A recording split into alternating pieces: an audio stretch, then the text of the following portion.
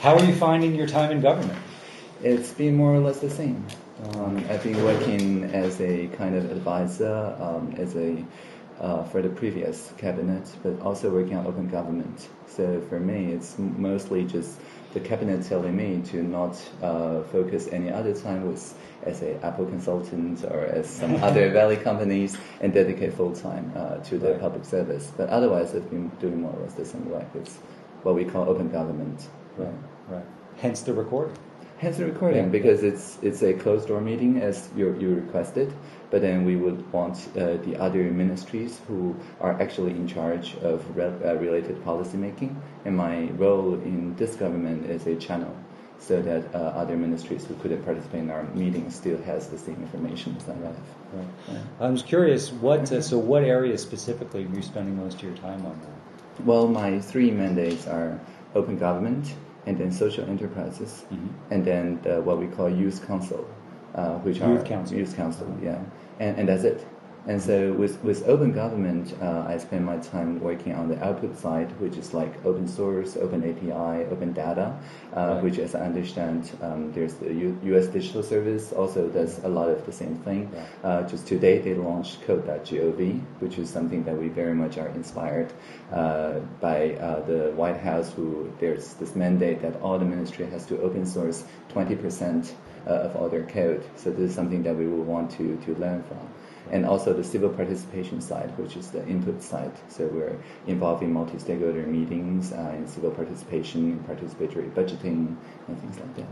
No, the data efforts have been terrific, I think. And, just getting more tech talent, not to make necessarily their career in government, but to apply a few years and to really, both on data, but also the user experience, right? To make people's interaction with government as consistent as it is with the best private sector, I think really can go a long way to building trust, right? Yeah, the idea is that the government should focus on providing services in form of APIs if necessary, and then the private sector and the civil society can design the best user experience as they want using the API provided by the government. At a previous century, it's usually the front end and back end are built together. Right, and so it's strongly coupled, and people cannot really change that. And now we're trying to move to a sort of decoupled architecture. Right. Well, I'm curious. I mean, jumping into kind of how you see, I guess, ride sharing specifically in some of the debates in government, and how that relates to, obviously, the government's very clear that they want to have Taiwan be, I believe the term is Silicon Valley of the West, and really be a place of innovation. So how you see some of the debates around ride-sharing, the technology aspects of that, how it fits into the government's broader goals and ambitions. Well, we're not trying to be the Silicon Valley of the West. There is a Silicon Valley in the West, and that's the Silicon Valley. One of my contributions... I'm sorry, Silicon Valley of Asia. Okay. It's my lack of sleep coming out. It's fine. It's fine. Right. But still, we're not trying to be a Silicon Valley of Asia. The plan we had was what we call Asia connecting to Silicon Valley. So Taiwan is like a connector that links with Asia and connects with the Silicon Valley. We're not trying to Shanghai or to copy the Silicon Valley or be a copy of Silicon Valley. I think it's unique. I mean, until 5 weeks ago, I'm still working with Valley companies. Where were you living when you were out there, buddy? I'm mostly based in Taipei. I visit the Valley from time to time, but I'm always based in Taiwan. So I'm telecommuting full time. So in any case, the idea was to be a connection, a connector, a hub, if you will, and one of the many hubs really that links the other hubs in Asia. There's many, right? There's Singapore, there's Hong Kong, there's Korea, there's Japan, and so just to build a stronger link. So we're not trying to be the Silicon Valley, but we do want to connect the talents, the regulatory framework, and everything, and so that we can connect better with our peers in the Silicon Valley. So that's the main vision.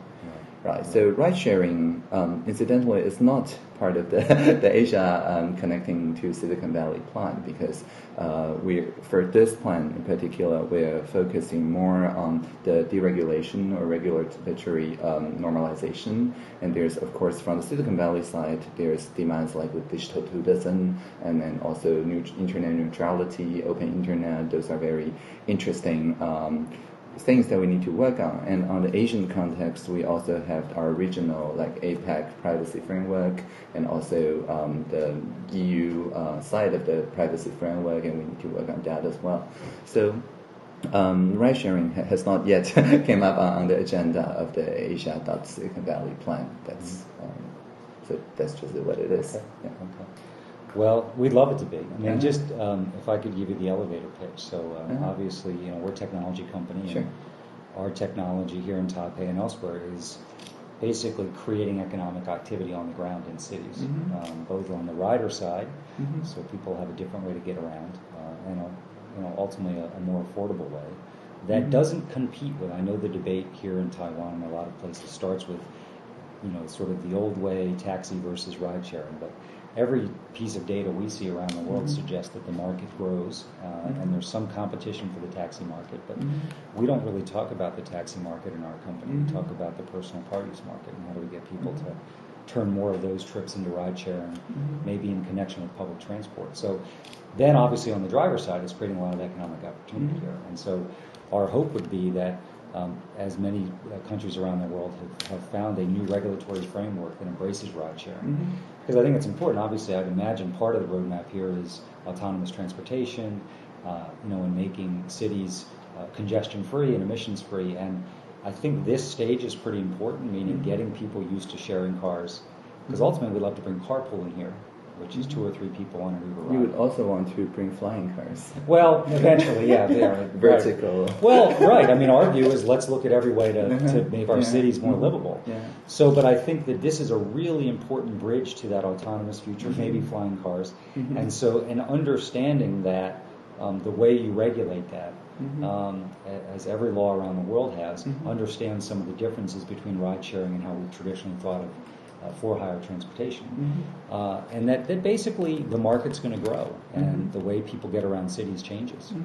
And, we're growing the pie. We're not dividing the pie. And again, I think that it sends the message of, being friendly towards innovation, understanding that, this device is so powerful, but it's creating a tremendous amount of work. And in our case, also changing the way people get around. And it's really interesting because it's not, our tech's just not living in the cloud, monetizing from above. I mean, so much of the economic activity is staying on the ground here and improving people's lives. And so, again, I hope that as you guys think through how to regulate ride sharing, obviously you look at what other countries have done, there'll be some distinction here, but we are really concerned because the reports are they're thinking about doing astronomical fines for people just driving their own car trying to make a little bit of extra money. And I think that would be a really damaging both signal to send, but also a terrible thing for those people who are, they're retirees, they're teachers, they're entrepreneurs, just trying to make a little extra money. So hopefully that won't come to pass. And our hope is we can figure out the regulatory situation, so then we can sit down with you and your government and say, okay, let's think about mobility, transportation, economic growth, more activity economically for retirees, for women. Those tend to be the conversations we're having with government right now in most places once we get through these sort of core regulatory questions. And they're not that complicated. I mean, at the end of the day, how to regulate ride sharing is pretty much a known thing now.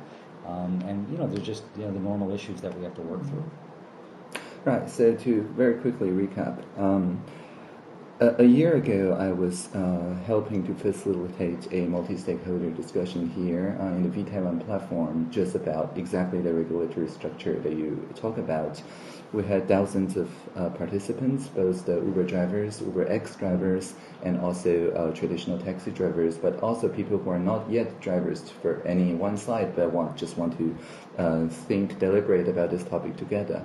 And then we had, of course, a lot of division of ideas, but because we employed a machine learning platform that takes the principal component of everybody's ideas and present it in a easy to understand two-dimensional form. So people still arrive at some consensus, some of them very strong, like 95% consensus. And then we made the regulatory structure based on people's broad consensus, even among people who are divisive, right? So one of the consensus was basically taking Uber as a source of inspiration, saying that it is true that we have a way to hail taxis that does not depend on the car having any yellow paintings or any medallions or any other markers. It really is a new way to call car. That's true. And then the other innovation that Uber brings is this 5-star system that lets both not just the passengers but also the drivers who can also have a reputation for the clients. And so I think these are something that are very inspirational and that we do want to learn from. So just last month, actually, we passed this what we call the e-taxi regulation, or more formally, taxi diversification regulatory structure, so that any company who just want to introduce these kind of non-painted yellow, non-medallion fleet can apply to the Ministry of Transportation and also operate just exactly really like Uber with this 5-star and with the app that shows the whole license plate number and then the driver's name and so on, so that everybody has the transparency and the record of what exactly goes where. So I thank you for for bringing the inspiration, and I do agree that it is the consensus of regardless of who they're working from, that we do have a regulatory structure for this, and now we do have. So, of course, if Uber Taiwan is willing to register as one of the fleets, that would be perfect. Yeah. Well, but we're not a taxi company, and no one regulates us that way in the entire world. So we are a tech company, and the transportation that's provided, criminal and driving checks on the drivers, insurance, vehicle requirements, all that's part of the regulations around the world. But understanding the other advancement is not just the rating system; it's the safety that's happening on the trip. Full GPS tracking, no anonymity. Yeah, these are in our regulation as well. Right, but again, to suggest that we should register as a taxi company is not the way it's been done anywhere else in the world, and it will create too high barriers to entry. Someone who just wants to drive their own Toyota Prius for 4 weeks. Ought to be able to do that in our view, as long as they go through the right checks. And I think that's really the tension here, is trying to, and I appreciate that you guys have looked at this and made some adjustments, but trying to figure out how to shoehorn what we do into old taxi regulations. That has never been, in our view, a good outcome or a satisfying discussion. It's more about how do we fashion new regulations. And by the way, a lot of people have looked at how to deregulate things for the taxi industry. And there's no question there's a lot of, whether it's giving them more supply flexibility or pricing flexibility, there's a lot of things that we think make sense. Our view is this ought to be opened up and barriers to entry reduced. Right, we also put in the surge pricing into the regulation. So, we really took everything that you did. And right. But again, to basically say, again, a teacher or a retiree, someone should go through a tremendous amount of hoops to drive their own car for a few hours a week. That's where I think the tension is. So, they just take, 4 hours to get a professional driver's license. It's not that much. It costs, a few, I think less than 100, US dollars. So this is not a huge or tremendous amount. And indeed, there's nothing in our new regulation that says they must drive full-time or they must drive, exclusively in business hours or anything like that. So I still fail to appreciate where is the hoops that you... Well, no, I think getting a professional driver's license, I think registering as a taxi company, again, these things I think are inconsistent with where you see platforms like Uber. And it's not just Uber. There will be other ride-sharing companies, ecosystems emerge around it that really are interesting. And I think part of, creating, even a stronger entrepreneurial class here. So, I think that's where the issue is. And we're happy to share some ideas with you more specifically about what we'd like to see here that would enable what we do really to flourish and have this threat of, my understanding is it's close to $1 million US fine for drivers, which for not obtaining a professional license. Yes, that's from a proportional standpoint. seems, I mean, there's nothing like it in the world. I mean, that would be the most extreme situation in the entire world that we've ever seen, and we've seen a lot. I think we dial it down from the France fines, which it was modeled after. The French law, I think, is slightly higher, maybe 10% higher. No, but in France, we have a very good business in France. But again, it makes it harder for someone who's just looking to augment their income. And you have all the safety requirements in law. We're not suggesting, I think that there's a misperception that we don't want to be regulated. We're regulated in many places around the world and believe that's appropriate. Right, so the main contention, I would put it, is just to obtain a professional driver's license. You would like drivers to not obtain professional driver's license because it costs too much, or well, it's more. I think for someone again who's just looking, they're not going to make this a career. They may even be doing it just for a period of time. We have a lot of students, in the summertime. All over the world, people just drive for a few weeks in December around the holidays. So that we are as we do elsewhere. Criminal checks, driver checks, insurance checks, vehicle requirements, all things that we think are appropriate. Yeah. But that the notion of someone having to then commit to become a professional driver, go to different government offices, that's something that generally we see is a deterrent. And again, our view is citizens going out and making a little bit of extra money, while you're still ensuring public safety is a wonderful thing. I mean, most people are all over the world not as satisfied as they'd like to be with their income situation. And in some cases, they just need a little bit more, whether that's over a period of time or whether it's episodically. And so that's where our philosophy comes in. I mean, it's a very strong principle that there's ways to do the regulations that ensure safety, things like insurance, things like vehicle requirements, but that have lower barriers to entry so that people are able to really, without taking a long time, within a week they get on the road. Yeah, I mean, I'm not the Minister of Transport, but from what I've been personally through to obtain a driver's license, it's really not more than 1 week's time. There is one exam, I think, and then one written exam, and that's about it. It's not required to be a professional driver. It's not a commitment for we call the taxi driver as a free occupation. That means you don't have to be a full-time job. Yeah, you really don't have to make it. It's just a certification that you have less skill. Right, it's just certifying that you have more skill than a non-professional drivers. It's a skill-based examination, mostly about understanding the duties and responsibilities as a professional driver, and that's not a very high barrier of entry, personally speaking. But if it is, and if it does cause a problem, of course the Ministry of Transport can look into streamlining the process. But from my personal experience, it's just involved going into one single office of the Ministry of Transport. It's not like multiple government agencies. So if that's the only barrier that's preventing the current Uber drivers from obtaining a license, I'm sure that we can streamline the process. Well, I think I appreciate that sentiment, and we look forward to more discussion about that. But I think that's important because the model is really based on the ability. And again, I think driving is something most of us can do. And with technology, it's made it even easier for someone to turn on their phone, turn on their car, and make a little bit of money.